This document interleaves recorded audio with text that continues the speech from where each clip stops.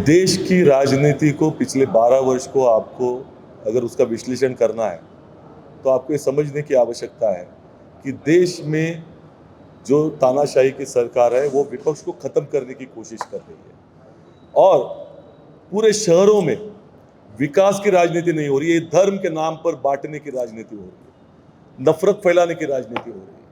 और आपका ये परिवर्तन वोटों में भी दिखाई देगा। लोगों को नफरत से प्रेरित होकर वोट लेने पर मजबूर करें, वोट देने के ऊपर, ये इनकी राजनीति है। आज भी रविंद्र चौहान ने जो कहा है, आप देखो उसको, किस तरह की बात एक जो देश की सरकार चला रहा है, सत्ताधारी पार्टी है, राज्य में सत्ता है, उसका प्रदेशाध्यक्ष कर रहा है। क्या कहता है कि विपक्ष के जो वोटर हैं उनके ऊपर ऑब्जेक्शन लो आप और उनको वोट के अधिकार से वंचित करो, तो ये देश का लोकतंत्र चलाएंगे। तो अगर इस तरह की माहौल को बदलना है तो निश्चित तौर पर पिछले 12 वर्ष में जो आक्रमण हुआ है विपक्ष के ऊपर, ये इसका भी कारण है। निश्चित तौर पर इसको बदलना पड़ेगा। और आज राजनीति के परिघ से बाहर के लोग जो हैं वो बदलना चाहते हैं, वो हम लोगों को अप्रोच भी हो रहे हैं, कहना कर रहे हैं कि कुछ करना है हमें, हम वो प्लेटफॉर्म उपलब्ध कर दे रहे हैं।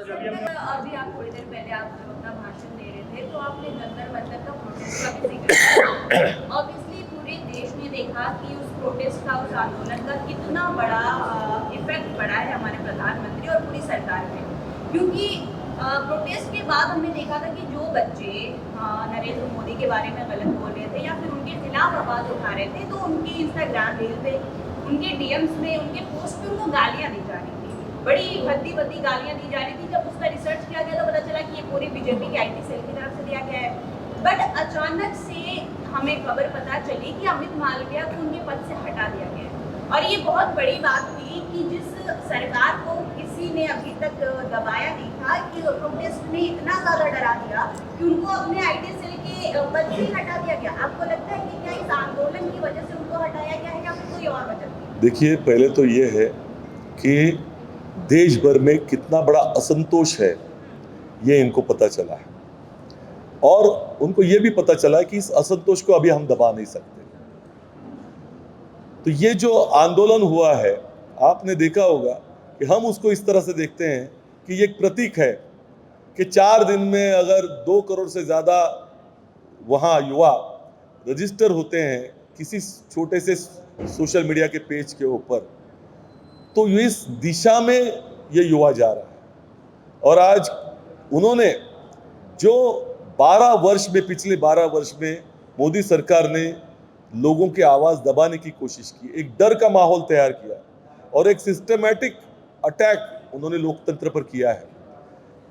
लोगों के विविध क्षेत्रों के जो संगठन है उनको दबाने की कोशिश की गई है। उनको यूएपीए का डर हो या उनको पीएमएलए एक्ट का डर हो या पुलिस व्यवस्था का डर हो, ये बुलडोजर वाला विषय हो, इन सभी माध्यमों से डर का माहौल जो तैयार किया था, इन्होंने जो आत्मशक्ति जो समाज ने भूल गया था, जो समाज उनको याद दिलाने का काम किया है। तो आज ये डर की राजनीति नहीं चलेगी। जो डराने वाले हैं वो खुद डर रहे हैं, इससे बड़ी बात क्या हो सकती है। तो ये आखिरी सांसें मोदी सरकार गिन रही है। निश्चित तौर पर 2029 तक इस असंतोष को दिशा मिलेगी, रचनात्मक दिशा मिलेगी। विकास क्या होता है इस दिशा में लेके जाने का काम कांग्रेस पार्टी करेगी। सबसे पहले तो कॉकरोच जनता पार्टी बनी, फिर अचानक से ये लगा कि अब शायद नितिन गडकरी जी की बारी है, तो G20 पेट्रोल जनता पार्टी भी उन्होंने बना लिया।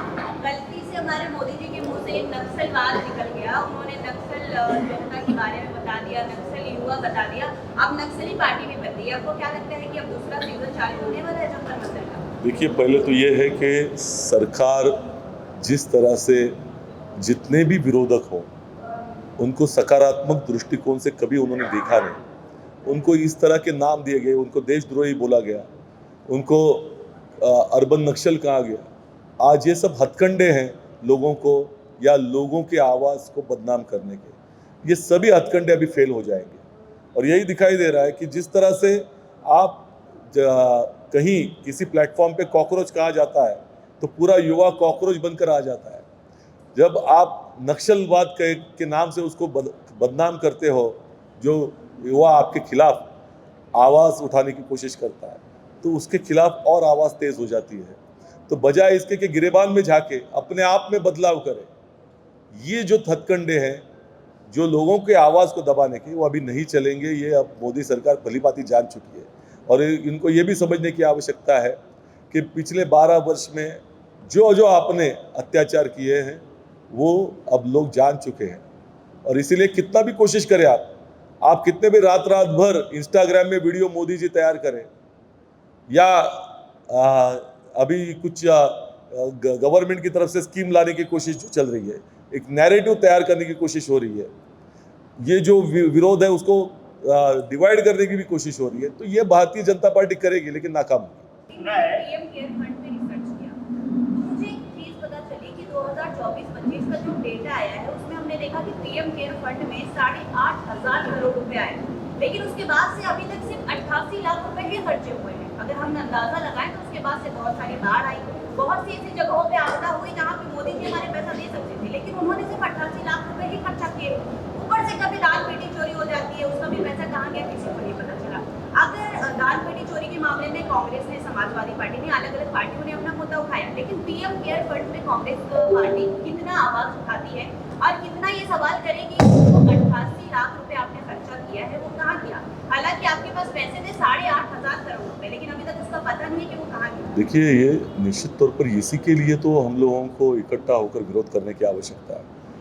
प्रधानमंत्री केयर, पीएम केयर्स फंड पहले जिस तरह के माहौल से तैयार किया गया था, आपको याद होगा कि जो प्राइम मिनिस्टर रिलीफ फंड पहले हुआ करता था, उस पर आरोप किया था कि ये प्राइवेट फंड में जा रहा है जो कि सरकारी था। उसके बाद में उसको बदल कर इन्होंने पीएम केयर्स फंड के नाम से किया, जो आरटीआई के परीक्षा से भी बाहर निकाल दिया गया उसको। नहीं मान सकते, नहीं मान सकते, और उसकी जवाबदेही ना संसद में भी मिल पाती है। तो निश्चित तौर पर लोकतंत्र को कमज़ोर किया जा रहा है, पैसों का गबन हो रहा है, जिस तरह का भ्रष्टाचार सामने हो रहा है, उसके खिलाफ अगर आवाज़ उठाए तो आवाज़ दबाने की भी कोशिश हो रही है। इसीलिए इसका आवाज़ को मजबूत करने के सिवाय हमारे पास कोई दूसरा चारा नहीं। हम संघर्ष करेंगे, लड़ते रहेंगे, रास्ते पर भी उतरेंगे, और वही काम कांग्रेस पार्टी कर रही है। See, the thing is, we are going to give just a platform for the people to decide how to go about it, because that is the opinion, and that has been the opinion of the Congress party. Rahul Gandhi ji reiterated that ideological opinion, that we don't know, we do not give any kind of claim that we know everything. We want people to come forward. That is why we want this particular to be converted into a lok charwal, a movement, and movement will be defined by the young generation or the people who want to take over this movement. Well, definitely, this is the platform where we will deliberate, we'll discuss, we'll talk it out, we will create a vision map together. We'll change the politics. We want our people to work with the people on the streets, in every ward. Talk about the real development. Try to create a view map, road map, and give a direction to the entire politics, to the entire developmental thought process. Because it is high time that we should change this approach, because every roadmap is constructed in CM office or the municipal corporation,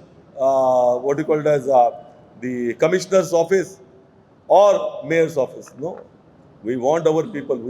We believe in our generation. We believe in our strength in the society. And we will definitely deliberate, discuss, talk it out. We'll come up with an action plan together. We are not going to decide the action plan as a Congress party. We will ask everybody to join and let us together make a vision plan. I just want to add to what you said. See, MMRDA is a body which is responsible for development of the MMRDA region. Recently, there was an issue of recruitment of 235 positions for which more than 25,000 students had applied. There was fraud in the examination process. The engineering students, their individual organizations approached Congress party ये 14 तारीख की बात है. On 14th of August, the result was declared. Congress party, we took up that issue, and yesterday MMRDA agreed, and they have appointed a 3 members committee chaired by ex-chief secretary of Maharashtra and 2 IIT professors.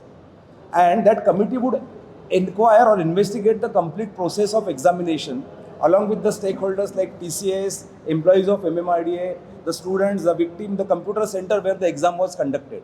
Here the Congress created a platform